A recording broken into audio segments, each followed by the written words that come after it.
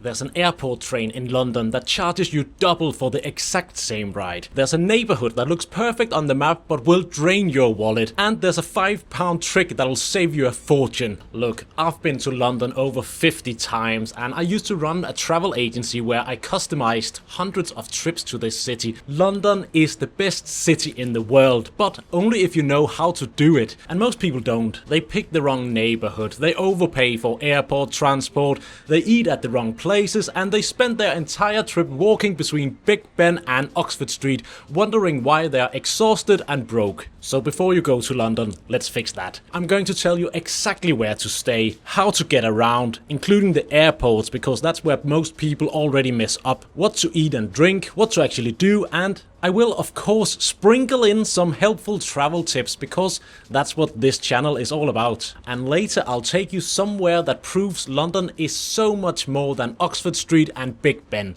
Trust me on that one.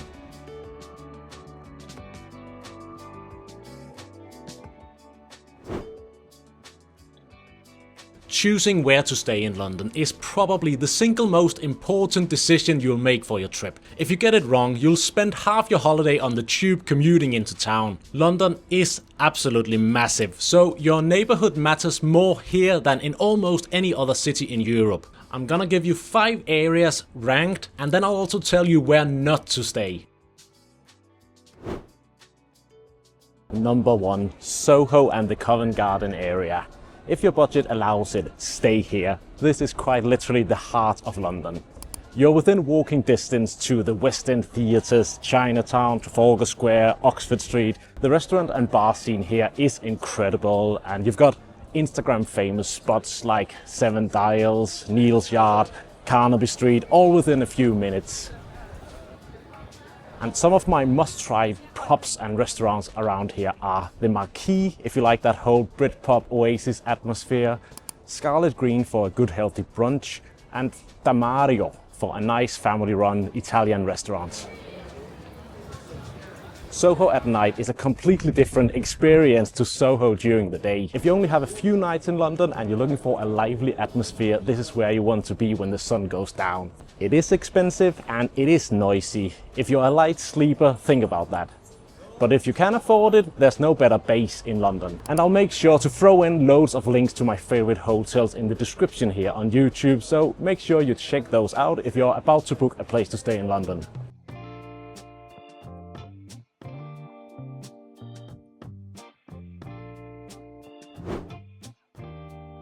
Number 2. Bloomsbury. This is the part of London I used to recommend to families and people who wanted great value without giving up a good location. You're right next to the British Museum, King's Cross and St Pancras stations are right up there, so you can get easily to anywhere in London. But hotels here are noticeably cheaper than in Soho and Covent Garden.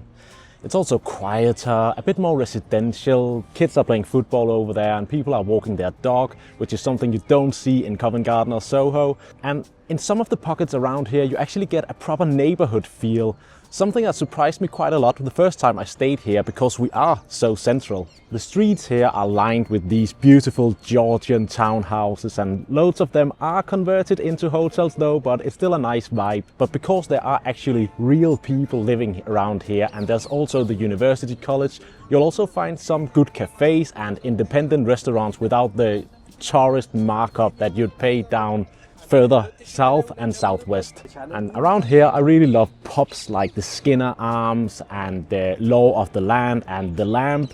And Casa Tua is a great little Italian cafe restaurant where I've been in for a coffee more times than I'd like to admit. So if you're someone who wants a calm place to come back to after a long day of sightseeing, Bloomsbury is perfect for that.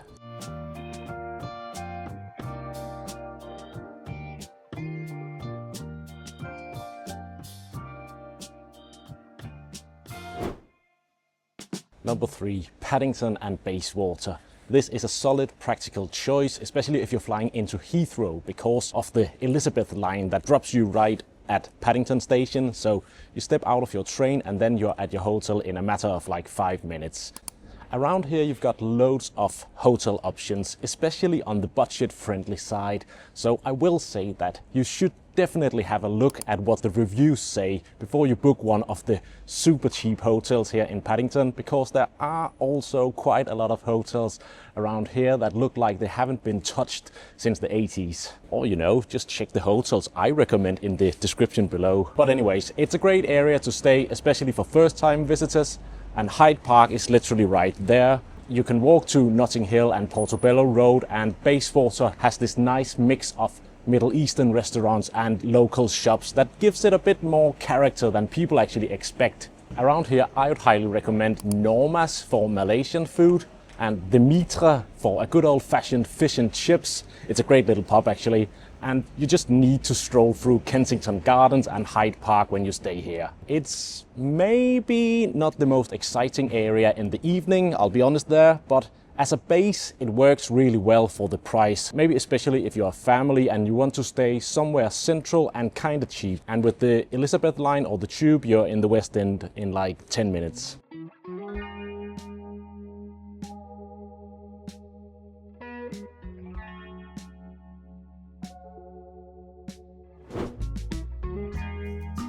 Number 4, Bankside and Southwark. And this is where I'm staying right now. South of the Thames used to be a place nobody recommended for tourists. That's completely changed. Walk along the river here and you've got Tate Modern, Shakespeare's Globe, Borough Market, Tower Bridge, all on your doorstep. And look at this view. St. Paul's Cathedral right there, the Thames, Blackfriars Bridge. Some of the hotels down here, south of the river, give you views that rival any 5-star hotel in the world. And they're often quite a lot cheaper than the equivalent hotel just on the other side of the river. The restaurant scene around here has exploded as well. There are just so many places that most tourists never see because they don't cross south of the river.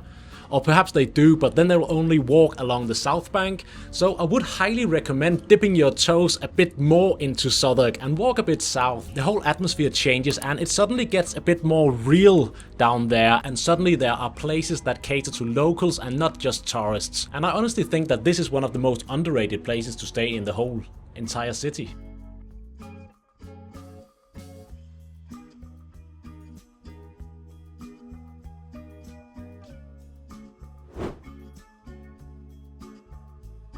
And number 5, Shoreditch. If you're coming for street art, nightlife, vintage shopping, Brick Lane, this is your area. It's a younger atmosphere and not for everyone, but if that's your kind of thing, you'll love it. It's the kind of area that was very trendy and a bit rough around the edges 10 or 20 years ago. It's not rough around the edges anymore, but it's still the kind of area where you will spot some very trendy people. And it's a bit further from the classic tourist sites, so you will be on the tube more, but the food scene here is fantastic, especially around Brick Lane and Spitalfields Market.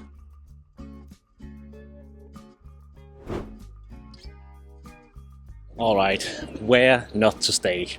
First, around Leicester Square.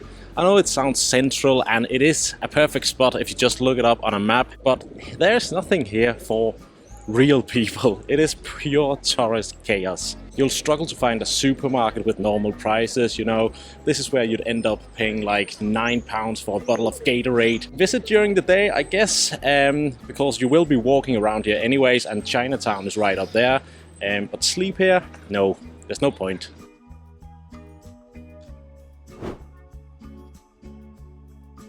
Second, out by the Excel Centre in the Docklands. Far east. This catches a lot of people because the hotels there are cheap, and they're cheap because you're miles from everything you came to London to see. And third, this goes for all of London. If you see a nice 4-star hotel at a suspiciously cheap rate, check the postcode, because if it says Croydon or Tottenham, there's a reason why it's cheap, and you don't want to spend your whole London trip commuting into town. And you don't want to stay in Croydon.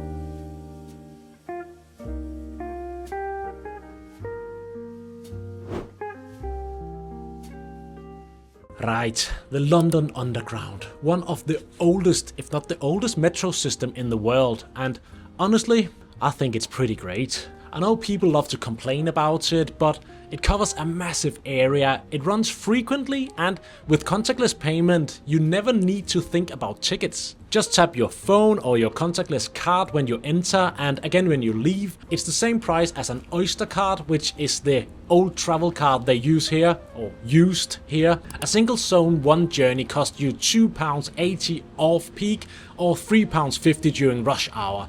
And that sounds well expensive, but here's the awesome thing. There's a daily cap. For Zone 1, the cap is £8.90. And once you've hit that cap, every journey for the rest of the day is free. So if you're doing 3 or 4 tube rides in a day, which is very normal as a tourist, you're basically riding for free after lunch. One thing that catches people out, you need to use the same card or phone every single time. For example, if you tap your phone in the morning and then your card in the afternoon, the system thinks you're 2 different people and you won't hit the cap. Now, obviously all the prices I'm giving you in this video are correct as of right now, but fares do change. The logic doesn't though. Use contactless, understand the daily caps, and you will be fine. While we're at it, a few etiquette things. Stand on the right on escalators and walk on the left. Don't stand in front of the doors with a massive backpack. Take it off, move into the middle of the carriage. Don't eat anything that smells. People in this city are commuting to work. Respect that and everyone's happy. I'm going to say something a bit unusual for a London travel guide. Take the bus. Everyone says just use the tube, and yes, the tube is usually faster, but you see absolutely nothing on the tube because it's underground, you know. So sit on top of a red double-decker bus and suddenly Big Ben goes past your window, then St. Paul's, then Tower Bridge. It's still one of my favorite things to do in London when I've got time for it, or I'm here with first-time visitors. And it only costs £1.75 because the buses also have the hopper fare, which is unlimited bus journeys within 1 hour for that 175 quid.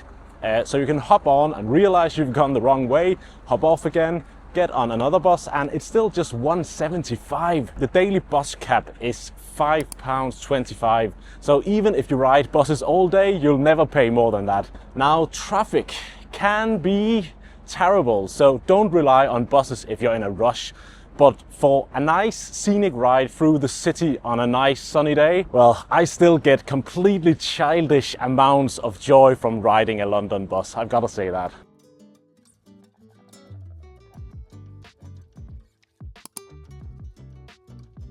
And finally, the Thames Clipper. There's one right there, the Uber boat by Thames Clippers, as they are officially called now. These boats are basically buses on the water, and they are part of the Transport for London network, so your contactless card or phone works here as well. And a single trip is around £8 to £9 depending on how far you go, and unfortunately these boats are not in the daily cap. I'd recommend getting them out to somewhere special like Greenwich, which I'll talk about later, rather than using them as a generic sightseeing boat, because they are fast and they don't have a commentary, so they don't tell you about the things you're seeing. If you want a proper London boat experience with a guide pointing things out, book a dedicated sightseeing cruise instead. But as actual transport with a view, the Thames Clippers are brilliant. And now, a word from our sponsor. If you're planning to do the London Eye, and honestly, I think you should do it at least once. Have a look at their multi-attraction tickets before you book anything. I did the London Eye and River Cruise combo on my very first trip to London, and I've been recommending it ever since. I also used to sell these combo tickets in my travel agency, and they were always the ones that people came back and talked about and said that these were good value for money. So the way it works is simple. You pick the London Eye plus 1, 2 or even 4 more attractions, and the more you add, the bigger the discount. And we're talking up to 68% off compared to buying everything separately at the door. The 5 attraction pass starts from £59, that's under £12 per attraction. You get 90 days to use them, so you don't have to cram everything into one day. And if you're traveling with kids, this is where it gets really good. Madame Tussauds, Sea Life Aquarium, Shrek's Adventure. Kids absolutely love these. The London Dungeon is more of a 12+ experience, but teenagers love it from my experience when I ran my travel agency. And the family savings add up fast. Book online before you go. These do sell out, especially during school holidays. I'll leave a link in the description below. Thanks to Merlin Entertainment for sponsoring this part of the video.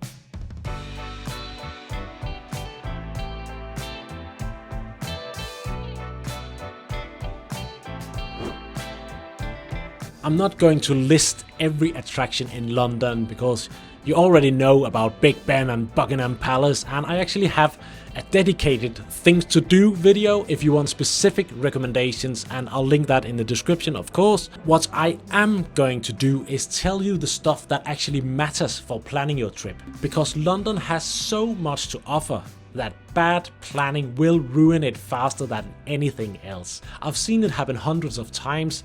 People who should have loved London went home disappointed because they didn't plan their days properly. First, London does free better than almost any city in the world, because almost all the major museums here are completely free. In most European cities you'd pay 20 to 30 euros per museum, and because they're free you can do something really smart here, you know. Pop in for an hour, see the highlights and leave. You don't have to feel the pressure to spend 5 hours in the British Museum just because you paid for a ticket. Go see the Rosetta Stone and the Egyptian collection, for example, have a coffee and move on. And then come back another day when it rains.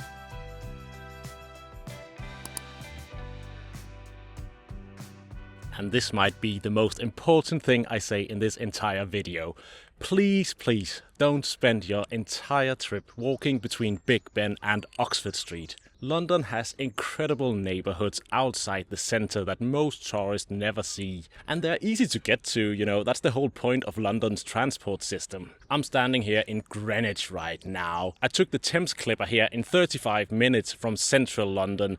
And look at this, the entire London skyline. The Thames winding through the city. The Royal Observatory is right up there, and down there the Cutty Sark and one of the most beautiful naval colleges in the entire world. Hampstead Heath in North London has views like this from Parliament Hill as well, and you'll feel like you've left the city entirely. People are flying kites, walking their dogs, swimming in ponds. It's a completely different London. Also, Richmond has a park where actual deer walk up to you, almost. Brixton has one of the most exciting food scenes in London. London is chaotic, yes, but it's not all Oxford Street chaos. Step outside Zone 1 and you'll find a completely different and often better side of London.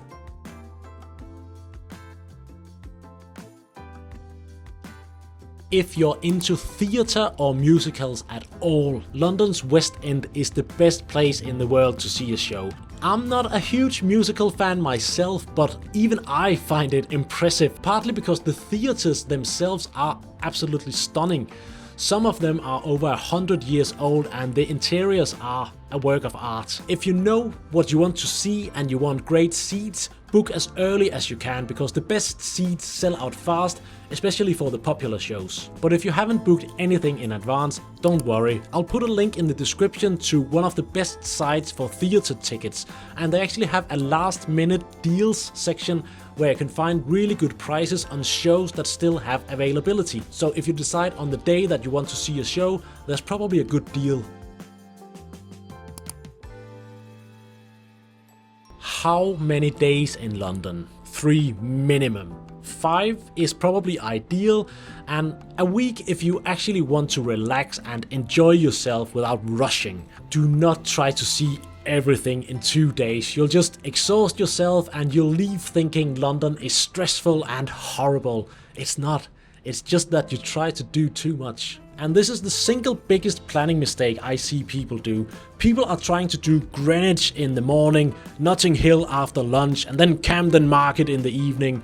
That's 3 hours just commuting, so you'll spend your entire day on the tube instead of actually experiencing London. So what you want to do is group your activities by area, you know, spend a morning in one part of London and then the afternoon in another area.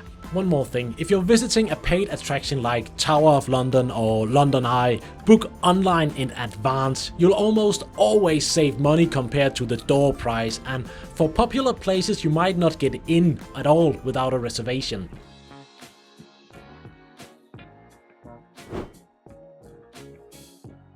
The biggest myth about London: the food is bad. It's just plain wrong, you know. Yes, of course, try fish and chips, absolutely. Get a steak and ale pie in a pub, have a full English breakfast. These are genuine British food experiences and they are delicious. But what most people completely miss is that London is one of the most international cities on the planet. People from literally every corner of the world have been here for generations. So please don't just eat fish and chips for 5 days straight here in London. That'll be like going to New York and only eating hot dogs. Now, pubs. British pubs are not just bars, they're community hubs, they are living rooms. Some of them are more beautiful than churches. A few things you need to know about how pubs work here. You don't usually get table service, you know, you just go up to the bar and order. And you don't queue in a neat little line at the bar, you just stand there and have a sense of who was there before you. And then if the barman turns to you, but someone else was waiting before you, you just nod at them and be like, they were here first. The Brits will respect you enormously for this. And if you want food, you just order at the bar, you give them your table number and they bring it out. And I would highly recommend always getting the pie. For pubs, I have a few favorites, of course. The Blackfriar near Blackfriars Station is one of the most beautiful pub interiors in London. It honestly looks like it was built for royalty and not pints. The Lord Clyde in Southwark is the opposite. It's a proper old school boozer. No pretension, no craft cocktail menu, just a real pub. And if you're over in the Shoreditch area, the Pride of Spitalfields is a classic East End boozer. The hipsters have discovered it, but it's still got character and it's a rather quiet spot during the day. Tipping in London.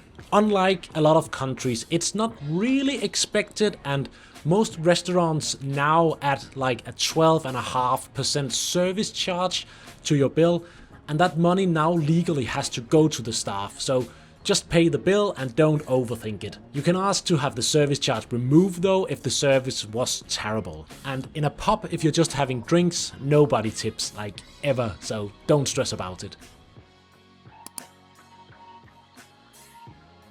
Borough Market. This place has been around for nearly 1,000 years and it's an incredible food market.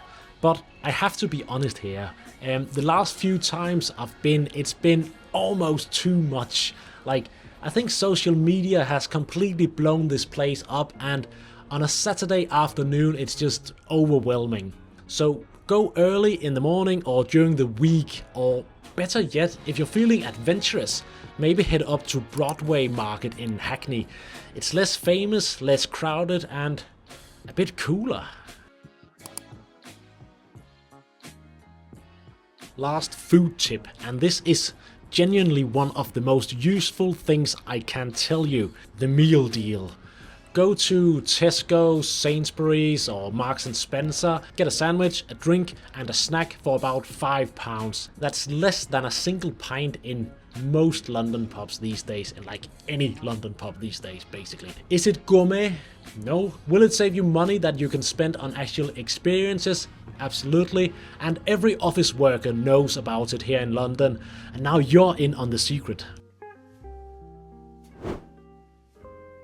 Alright, let's talk a bit about getting into London, and I'm going to spend some proper time on this because it's where most people already start messing up. So London has 6 airports and they are not created equal. A lot of you will fly into Heathrow Airport, which is the biggest one, and the good news is getting into London has never been easier. Honestly, the Elizabeth line changed everything. For about £14 you get a modern fast train that goes through the middle of London. You go to Paddington, Tottenham Court Road, Liverpool Street and beyond. No changing, no stress. About 30 minutes to central London, that's a bliss. I used to take the old Piccadilly line for about an hour because I didn't want to pay for the Heathrow Express, and those days are over. Now, speaking of the Heathrow Express, here's something interesting. The walk-up price on the day is £26 for 15 minutes to Paddington. Sounds crazy, but if you book 45 days or more in advance, it drops down to just £10. So if you're organized and your hotel is near Paddington Station, it might actually be cheaper than the Elizabeth line. If you fly into Gatwick, you have 3 main options, and one of them is trying very hard to take your money. The Gatwick Express goes to Victoria Station and it takes 30 minutes and costs about £20. Sounds reasonable, maybe, until you realize that Southern Railway runs basically the same route for about £8 to £10 on contactless. It takes maybe 5 minutes longer or something. It's the same tracks, it's the same destination, but it's half the price. And also, here's the thing that most people actually miss. Victoria might not even be where you need to go.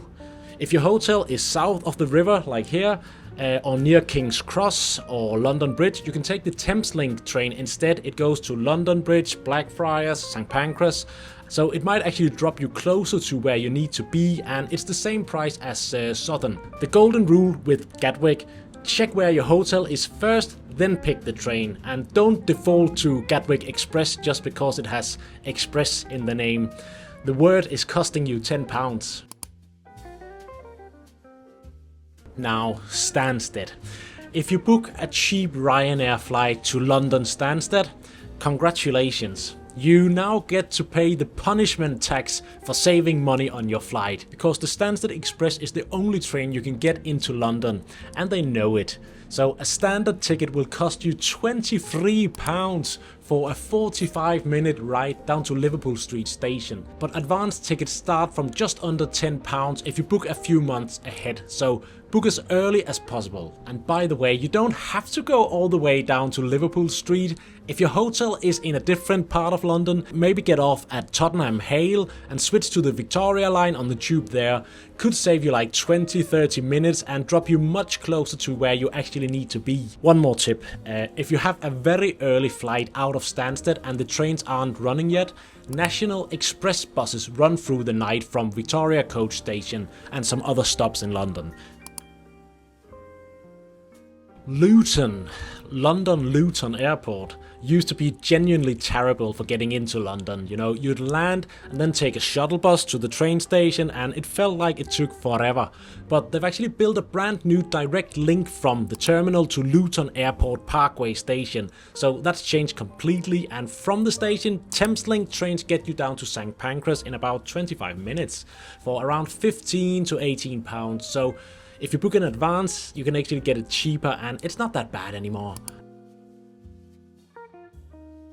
And London City Airport. If you can fly into City, do it. It's a small airport right in London itself. The DLR, that's the Docklands Light Railway, it's basically an automated train. It takes you into Bank Station in about 20 minutes. The whole thing costs under £4 with contactless. It's the easiest and cheapest airport transfer in the entire country. So if you're flying into City Airport, you are very lucky. So that's London. It's big, it's expensive, it's chaotic, and it is absolutely, completely 100% worth it. If this video helped you plan your trip, subscribe to the channel, because I've got guides like this for Berlin, Edinburgh, Rome, and many more cities coming soon. Cheers, guys.